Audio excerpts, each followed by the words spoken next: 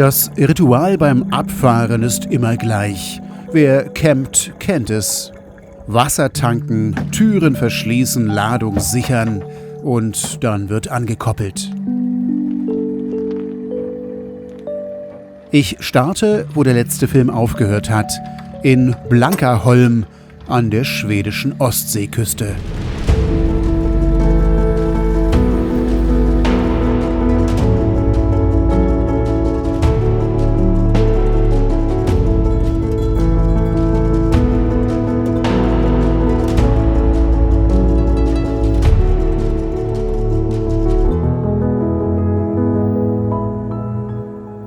Über die vielen Blitzer, die es in Schweden gibt, hatte ich ja schon berichtet. Bedenkt das, wenn ihr hier unterwegs seid. Meine Fahrt Richtung Norden führt nur selten durch größere Städte, umso häufiger durch charmante Ortschaften und fast immer durch dichte Wälder. Schweden ist eines der waldreichsten Länder Europas. Der Wald bedeckt fast 70% der Fläche des Landes. Damit ihr euch besser orientieren könnt, wo ich unterwegs bin, hier wieder eine Karte.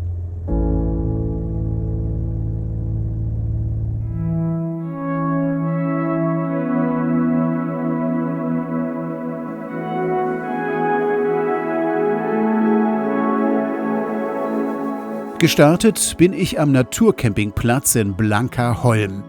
Es geht vorbei an den Seen Vättern und Vänern. Letzterer gilt als schwedisches Binnenmeer und ist der größte See der Europäischen Union.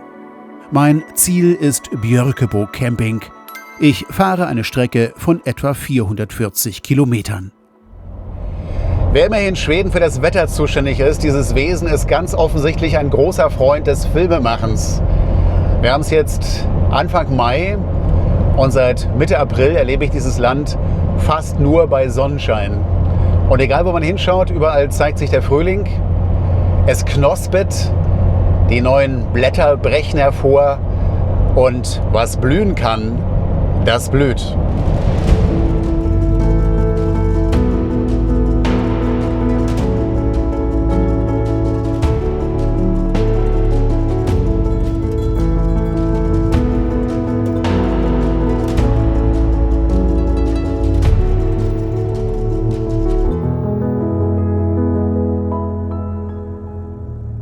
Die Region, in die ich fahre, heißt Värmland. Auch hier gibt es dichte Wälder und viele Seen. Und hier fließt der Klarälven, einer der längsten Flüsse Schwedens. An seinen Ufern liegt mein Ziel, Björkebo Camping. Bei meiner Ankunft habe ich doppelt Glück.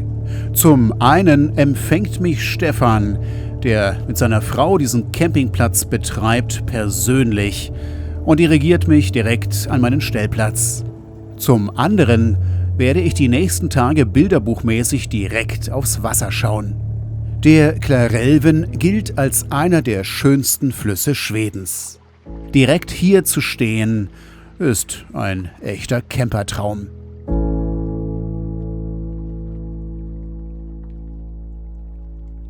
Ihr habt es ja gerade gehört. Auch dieser Platz wird wieder von einem Paar betrieben und wieder heißt einer von den beiden Stefan.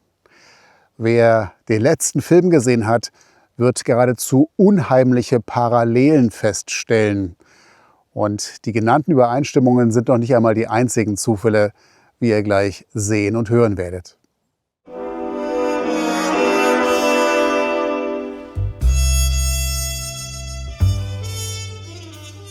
Auch auf Björkebo Camping beginnt die Saison erst Ende Mai. Doch auf einem Campingplatz ist immer etwas zu tun. Hier wird gerade die Rezeption umgebaut.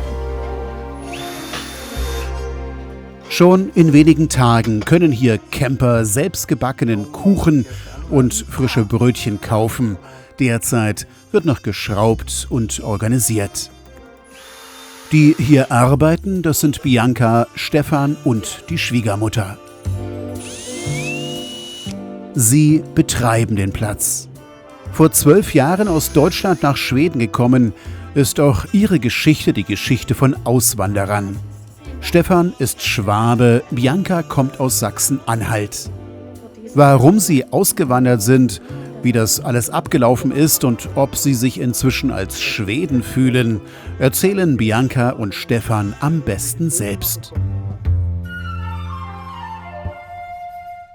Wir sind nicht aus Deutschland weg, sondern wir sind nach Schweden hingegangen. Also wir haben nicht Deutschland den Rücken gekehrt, sondern uns hat es einfach nach Schweden gezogen, aufgrund der Natur, der Landschaft, der Ruhe. Wir waren schon lange Schweden-Camper und wir waren verliebt in das Land. Wir wollten nach Schweden. Wir haben von vornherein gesagt, wir möchten ein eigenes Unternehmen haben. Also wir sind nicht in irgendeinem Angestelltenverhältnis und hatten dann einen gut bezahlten Job, sondern wir haben uns selbstständig gemacht mit dem Campingplatz hier. Das Wichtigste für mich war, tatsächlich mit meinem Mann zusammen zu arbeiten und ein Unternehmen hier zu führen und viel mehr Zeit für die Familie zu haben. Ich selbst komme aus der Hotelbranche, war früher in meinem früheren Leben, habe ich als Hoteldirektor gearbeitet. Meine Frau hat in der Gastronomie ein bisschen Erfahrung, war aber eigentlich Immobilienmaklerin vorher. Also jede Arbeit, die wir hier gemacht haben, da sind wir reingewachsen und es war eigentlich Learning by Doing. Man hat immer einen gewissen Traum, gewisse Vorstellungen. Unser Traum war, hier in Schweden Fuß zu fassen. Und ich sage immer, es ist alles anders geworden. Es ist alles anders gekommen, als wir es gedacht haben, aber viel besser. Ja, also so richtig schwedisch fühle ich mich tatsächlich nicht. Ich glaube, wenn man lange Zeit in Deutschland gelebt hat, ist das auch relativ schwierig. Aber wir sind angekommen. Wir fühlen uns hier heimisch. Und für die Schweden sind wir noch ein bisschen zu deutsch und für die Deutschen sind wir schon viel zu schwedisch. Aber ich glaube, das ist gut so und das wird auch so bleiben. Wie viele Auswanderer sagen, sind wir vielleicht ein bisschen zu spät ausgewandert, aber für uns war es genau der richtige Zeitpunkt. Unsere Tochter war noch sehr jung und wir sind einfach, haben hier die Möglichkeit, mit etwas ganz Neuem zu starten. Also ich würde das jederzeit wieder so machen, weil wir sind daran richtig gewachsen, persönlich gewachsen, als Familie gewachsen, zusammengewachsen und haben hier so einen tollen Freiraum, den wir jeden Tag genießen können, dass wir das wirklich auch sehr zu schätzen wissen. Wir würden es jederzeit genauso wieder tun, wie wir es getan haben. Ob die Handschrift der Campingplatzbetreiber nun typisch deutsch oder schwedisch ist, spielt am Ende auch keine Rolle. Beziehungsweise kann das jeder Gast selbst beurteilen.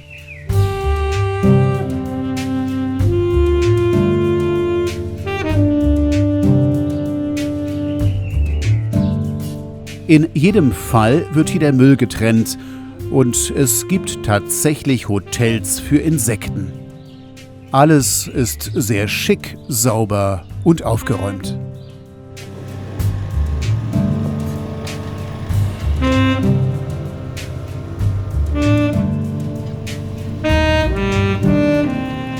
Björke Bo heißt übersetzt das Grundstück, auf dem die Birken wohnen.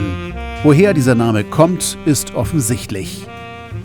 Man kann hier campen oder einen der Bungalows mieten. Es gibt sie in verschiedenen Größen mit verschiedenen Ausstattungen für 2 bis 6 Personen. Auch als große Holzhütte. Früher haben hier die Flößer übernachtet, heute ist es ein Ort für Gruppenreisen. Wer als Camper nach Schweden kommt, ist auf der Suche nach einem großen, ruhigen Platz, möglichst mit Feuerstelle. All das habe ich hier gefunden.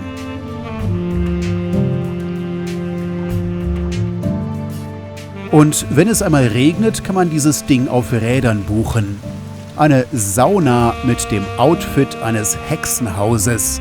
Sie wird direkt an den Stellplatz gerollt. Die Sauna hat ihren Ursprung in Finnland, aber natürlich ist sie auch in Schweden längst fester Bestandteil des täglichen Lebens und an vielen Orten zu finden. 6 bis 8 Personen passen in diese Sauna auf Rädern. Man schwitzt mit direktem Blick in die Natur. Was ich nicht zeige, ist der abschließende Sprung in den Fluss. Denn einen Film mit nackten Menschen würde YouTube sofort sperren.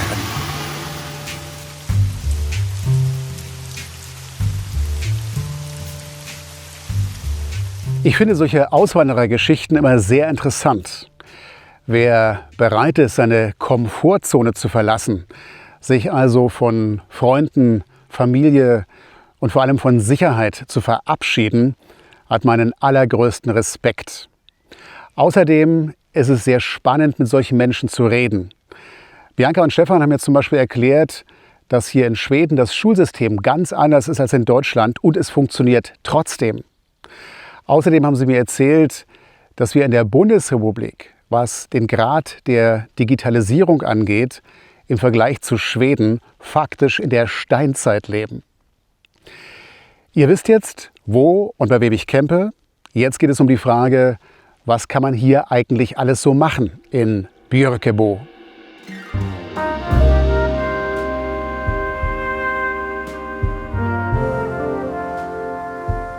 Björkebo ist ein Campingplatz am Fluss, am Klarälven.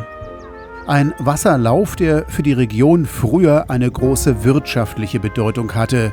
Heute ist er vor allem für den Tourismus interessant. Hast du's? Okay, dann los. Direkt am Campingplatz kann man ein Kajak entleihen und eine Tour mit Transfer buchen. Die Gäste werden flussaufwärts gebracht und fahren dann mit dem Boot auf dem Fluss zurück Richtung Campingplatz. Im Angebot sind Strecken von 10 bis 38 Kilometern. Selbst Anfänger können hier angstfrei zu Wasser gehen. Wenn es nicht gerade Hochwasser oder ein Unwetter gibt, ist die Strömung des Flusses eher gemütlich.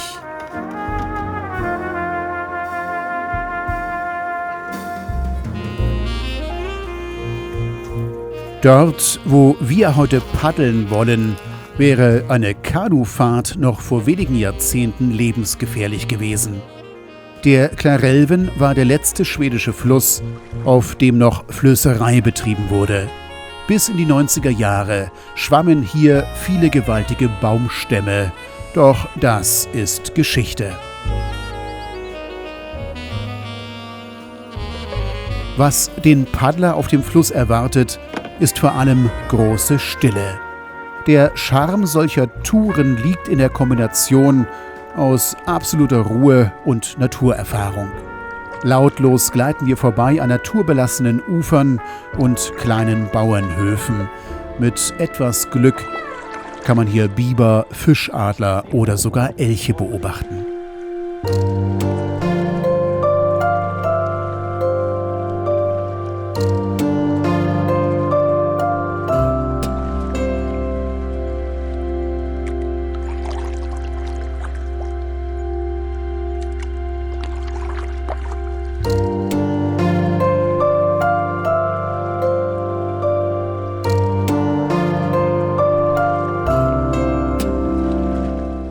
Etwa 2 bis 10 Stunden dauert so eine Tour, je nachdem, welche Strecke man gebucht hat. Und jeder kann auf dem Wasser finden, was immer er sucht. Von Fitness über Entspannung bis hin zum Naturerlebnis.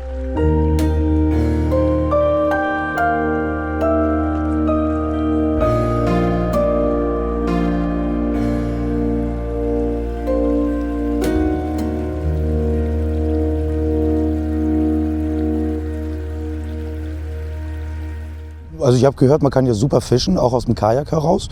Und da wollte ich mal gucken, wie die Flussströmung so ist. Also wir haben jede Menge Vögel gesehen und über uns ist sogar ein Fischadler lang geflogen. Total krass. Jede Menge Grün. Wir hatten das Gefühl, nichts anderes zu sehen, außer Wald um uns herum. Jede Menge Vögel. Und ich meine, ich hätte vielleicht sogar noch einen Biber gesehen, aber sicher bin ich mir da nicht. Hallo, herzlich willkommen. Auch bei unserem nächsten Ausflug geht es wieder um Tiere. Die Big Five Schwedens. Das sind Braunbär, Wolf, Luchs, Vielfraß und natürlich der Elch, das wohl bekannteste Tier des Landes. Wir starten zu einer Elchsafari direkt vom Campingplatz aus.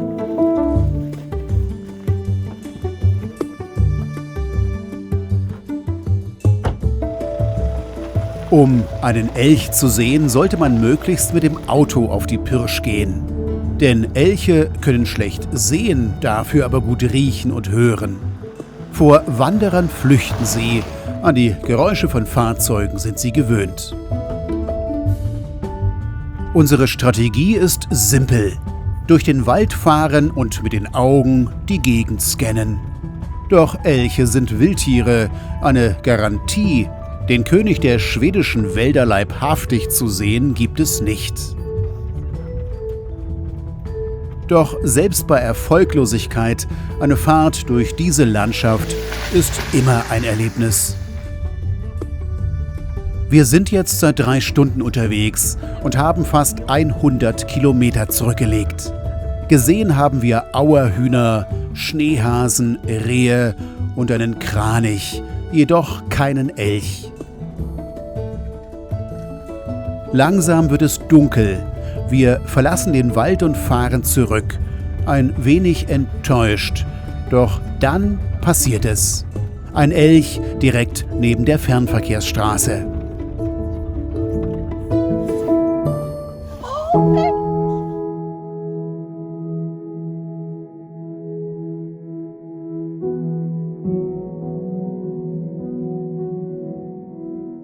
Elche sind beeindruckende Tiere. Sie können ausgezeichnet schwimmen, tief tauchen, hochspringen und sehr schnell laufen. Ausgewachsen wird ein Elch bis zu 800 Kilogramm schwer und erreicht eine Schulterhöhe von über 2 Metern. Was wir hier sehen, ist ein Jungtier, aber egal, wir sind trotzdem fasziniert.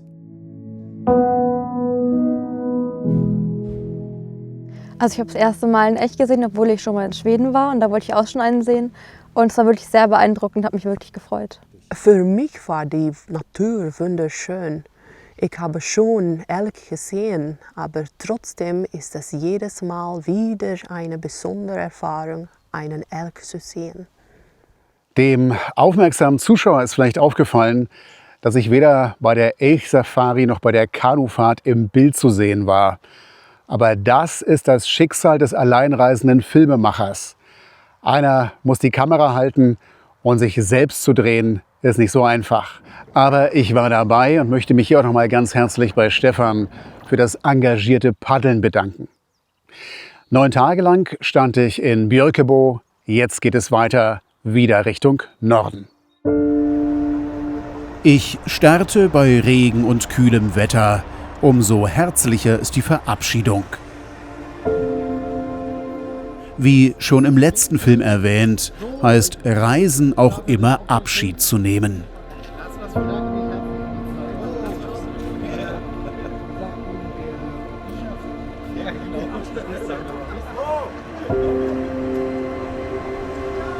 Damit ihr meine Strecke besser nachvollziehen könnt, gibt es hier wieder eine Karte.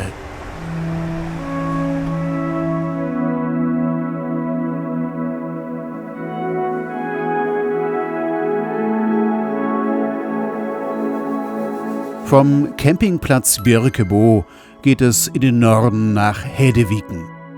Eine Strecke von 330 Kilometern über einsame Landstraßen und durch große Wälder.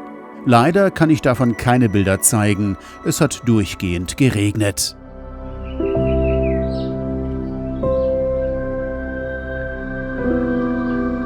Erst am Folgetag klart es auf und wie ihr seht, ich schaue wieder auf einen Fluss, den Ljusnan. Dahinter liegt der See Vikarsjön.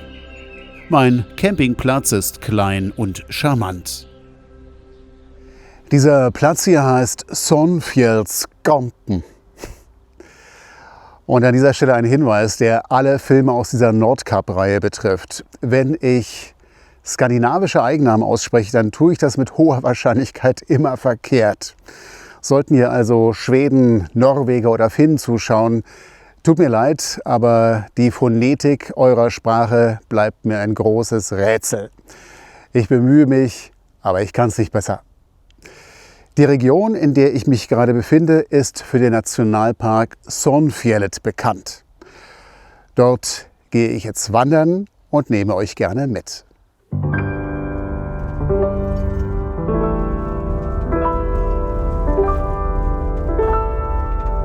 Um hier zu einer Wanderung zu starten, gibt es mehrere Orte.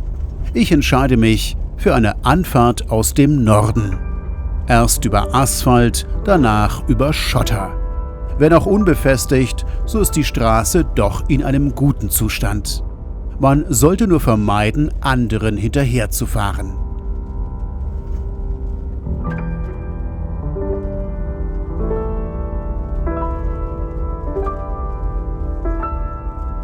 Der Nationalpark Sonfjället wurde 1909 gegründet. Damit ist er einer der ältesten Naturschutzgebiete in ganz Europa. Etwas über 100 Quadratkilometer groß liegt der Park an einem Gebirgsmassiv mit Gipfeln, die knapp 1300 Meter hoch sind. Dass ich nach oben fahre, erkennt man auch an den immer größer werdenden Schneeflächen links und rechts der Straße.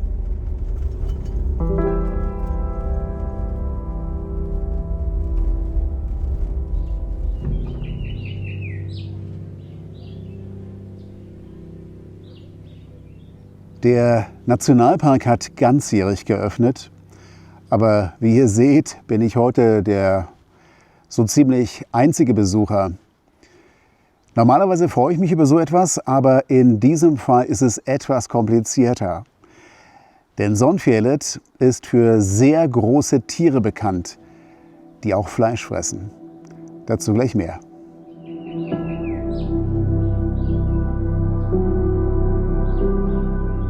Das Erste, was man hier oben sieht, ist diese Alm. Doch die Gebäude sind nicht etwa verlassen. Die Alm ist noch im Winterschlaf. Sie heißt Nyvallen und wird seit unglaublichen 300 Jahren durchgehend bewirtschaftet. Doch erst ab Mittsommer, also ab Mitte Juni, wenn der Schnee komplett getaut ist, leben hier Menschen und ihre Tiere. Besucher haben dann die Möglichkeit, das Leben auf einer Alm zu bestaunen. Hier in Nyvallen startet meine Wanderung.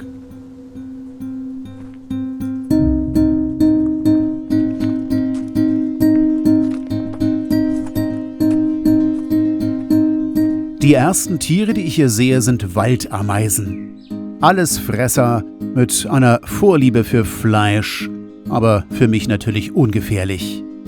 Ein ganz anderes Risiko hat man bei einer Begegnung mit den Tieren, für die der Nationalpark weithin bekannt ist: Braunbären. In dieser Region lebt tatsächlich die größte Bärenpopulation von ganz Schweden. Und auch wenn ich gerne einsam wandere, ist mir das Alleinsein hier etwas unheimlich. Irgendwo im Unterholz leben die mächtigen Tiere. Und wer weiß schon, was ein Braunbär so denkt, wenn er mich anschaut.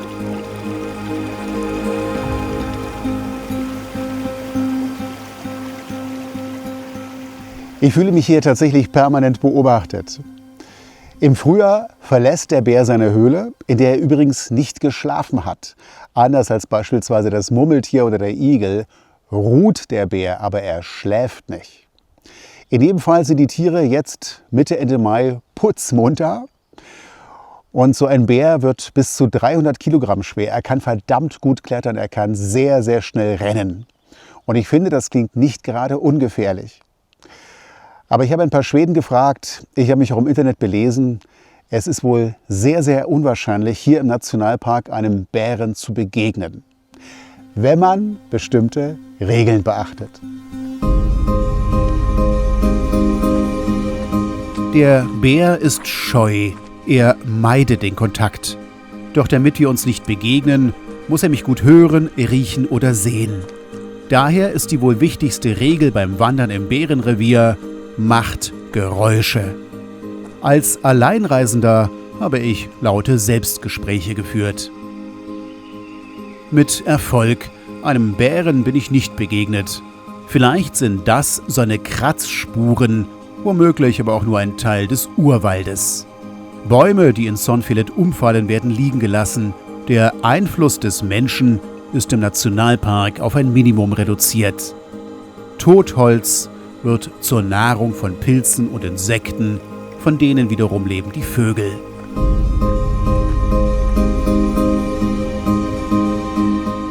Was aussieht wie ein Bach, ist meine Wanderroute. Unten am Berg bremst mich das Wasser, weiter oben ist es der Schnee. 15 Kilometer hatte ich mir vorgenommen, am Ende wird es nur die kurze Familienrunde. Der Nationalpark ist empfehlenswert, aber wenn ihr wandern wollt, dann kommt erst Mitte Juni. Bringt für Elch und Luchs ein Fernglas mit und für Meister Petz eine Bärenklingel. Für alle, die mit dem Auto durch Skandinavien fahren, gibt es ein wichtiges Thema: die Straßenmaut. Um es vorwegzunehmen, das Ganze ist unglaublich komplex und in ständiger Veränderung.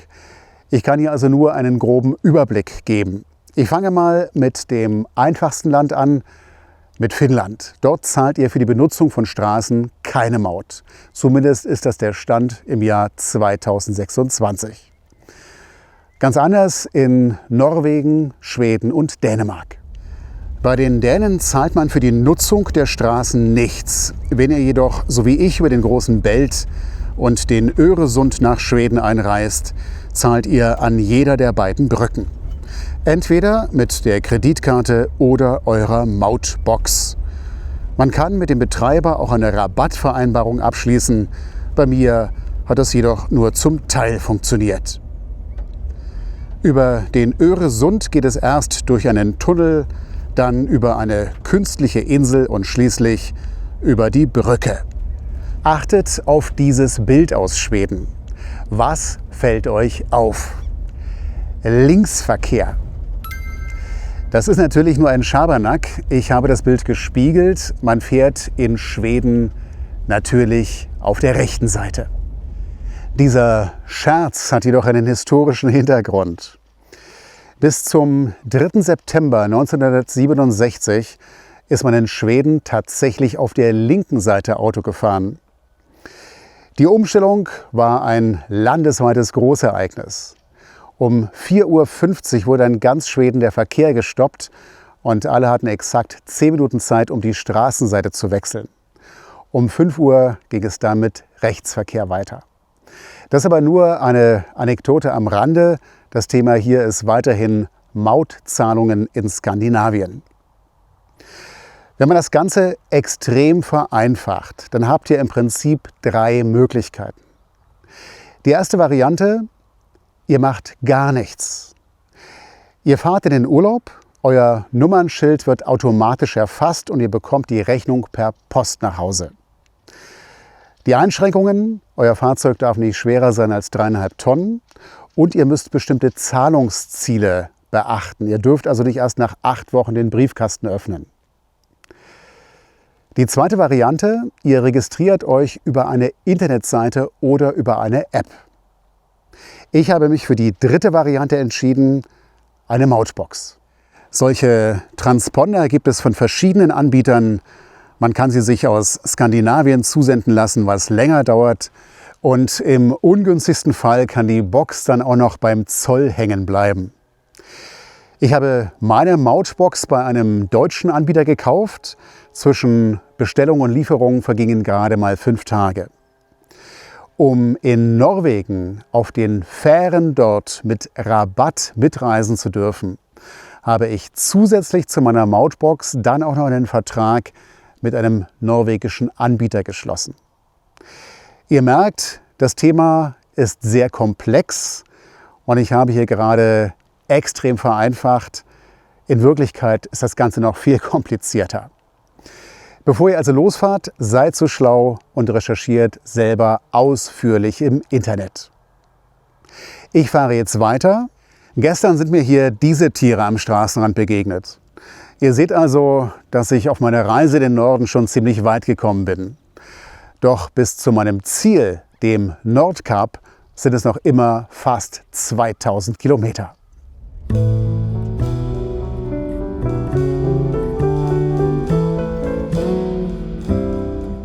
Mehr als 4 Wochen lang war ich in Schweden unterwegs und habe das Land als sehr sympathisch erlebt. Gereist bin ich im Mai, ein Monat, den ich empfehlen kann. Angenehme Temperaturen, kaum Touristen und die gefürchteten Moskitos halten noch Winterschlaf. Ich werde Schweden heute verlassen, aber in guter Erinnerung behalten. Hier die Karte meiner Tour an diesem Reisetag.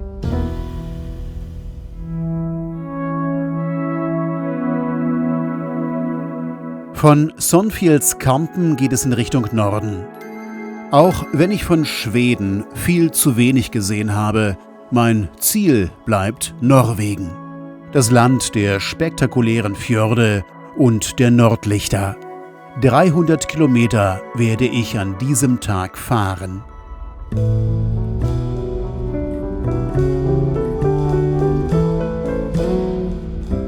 Je näher ich der Grenze komme, desto mehr ändert sich die Landschaft. Es geht immer weiter nach oben, durch große Skigebiete mit vielen Liftanlagen. Ganz offensichtlich fahre ich durch das sogenannte skandinavische Gebirge, das von der Fläche her größer als die Alpen ist und mindestens genauso beeindruckend. Und dann ist da die Grenze. Die Station wirkt, als hätte man sie aufgegeben, und doch verlasse ich hier die Europäische Union, bleibe jedoch im Schengen-Raum.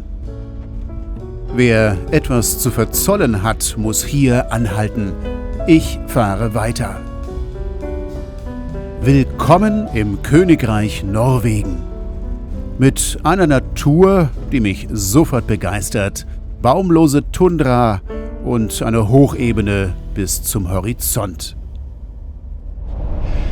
Norwegen empfängt mich mit einer sehr kargen, rauen, aber auch schönen Landschaft. Man sieht rechts und links schneebedeckte Gipfel. Die großen Seen sind hier noch immer zugefroren und die Bäume haben weder Knospen, geschweige denn Blätter. Das heißt, selbst jetzt, Ende Mai, hat der Frühling hier in Norwegen noch nicht mal angefangen. Verrückt.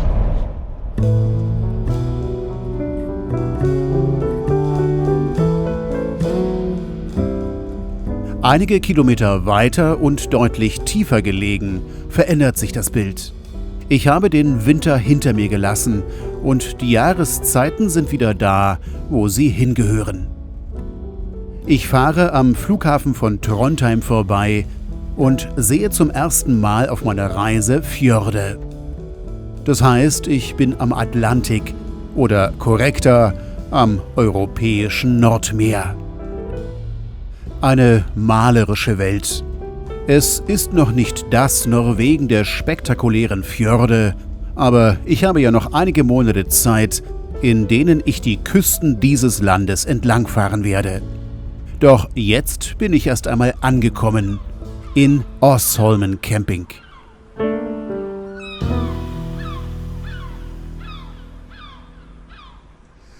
Auf dem Wohlstandsindikator der UNO belegt Norwegen fast immer den ersten Platz.